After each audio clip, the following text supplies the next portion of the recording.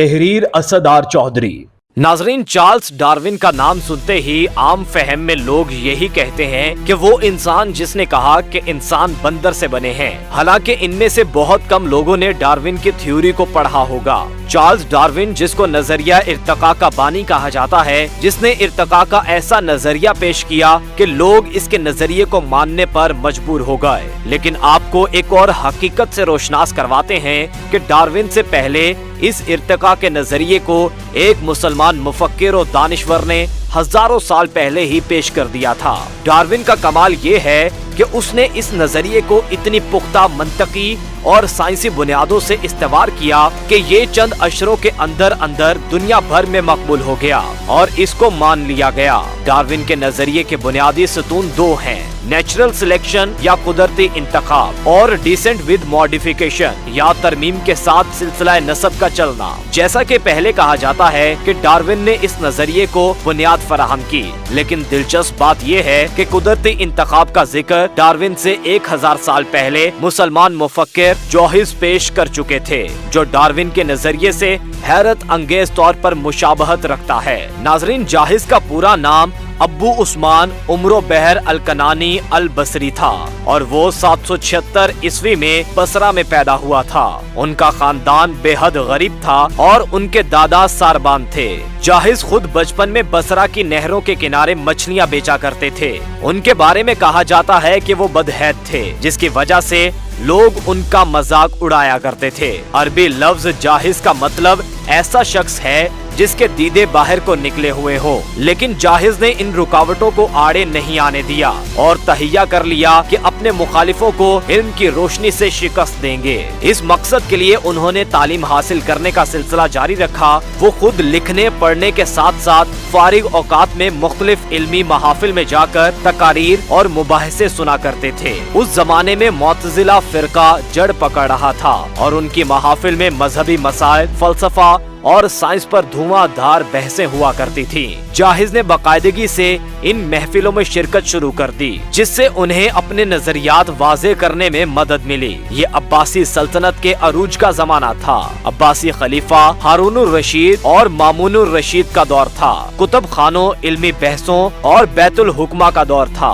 ये वो जमाना था जब दुनिया भर से अलूमो फनून अरबी जुबान में तर्जुमा हो रहे थे और मुस्लिम दुनिया नित नए नजरियात से रोशनास हो रही थी। मुसलमानों ने अभी हाल ही में चीनियों से कागज बनाने का कारामद फन सीखा था, जिसने इल्मो दानिश के मैदानों में इनकिलाब बर्पा कर दिया। नौजवान जाहिज ने इस माहौल का भरपूर फायदा उठाया और मुख्तलिफ मौज़ूआत पर उनको कमाल की दस्तरस हासिल हो गई। जल्द ही उनकी शोहरत दूरों नजदीक तक पहुँच गई, यहाँ तक कि खुद अब्बासी खलीफा मामूनुर रशीद भी उनके कदरदानों में शामिल हो गए। बाद में खलीफा ने उन्हें अपने बच्चों का उस्ताद मुकर्रर कर दिया। जाहिज ने साइंस, जोग्राफिया, फलसफा, सर्फो और इल्मो बयान जैसे कई मौज़ूआत पर कलम उठाया।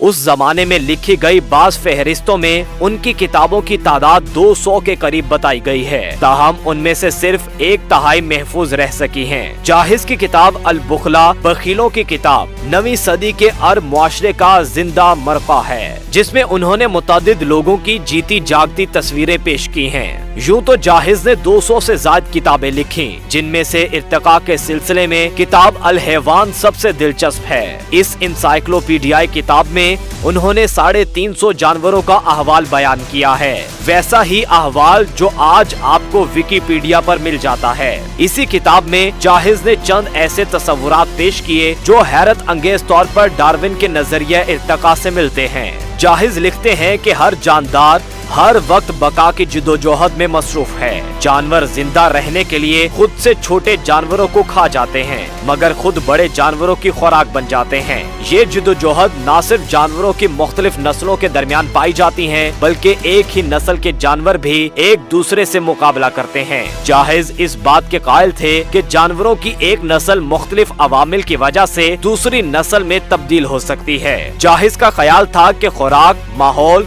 और पनाहगाह ایسے عوامل ہیں جو جانوروں پر اثر انداز ہو سکتے ہیں اور انہی کے زیر اثر جانوروں کی خصوصیات بھی تبدیل ہو جاتی ہیں۔ یہ خصوصیات ایک نسل سے دوسری نسل میں منتقل ہو سکتی ہیں اور جانور بتدریج اپنے ماحول میں زیادہ بہتر طریقے سے ڈھلنے لگتا ہے۔ اس طرح بہتر خصوصیات والے جانور بقا کی دوڑ میں کامیاب ہوتے ہیں۔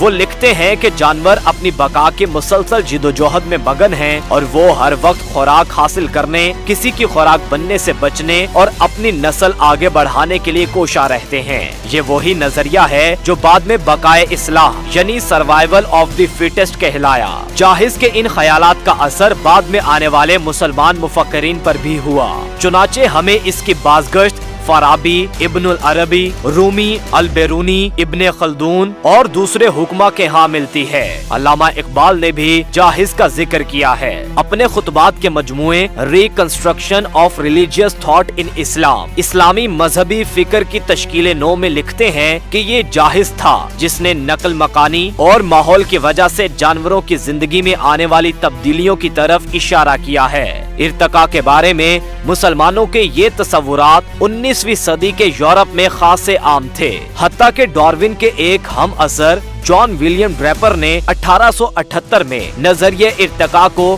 محمدن تھیوری آف ایویلیویشن یعنی مسلمانوں کا نظریہ ارتقاء سے موسوم کیا تھا۔ ناظرین، علم و دانش اور کتابوں سے عشق جاہز کی موت کا سبب بنا۔ کہا جاتا ہے کہ 92 سال کی عمر میں شیلف سے ایک کتاب نکالتے ہوئے بھاری بھرکم شیلف ان کے اوپر آ گرا اور یوں اسلامی تاریخ کا یہ یکتا دانشور کتابوں ہی کے ہاتھوں ابدی نیند سو گیا۔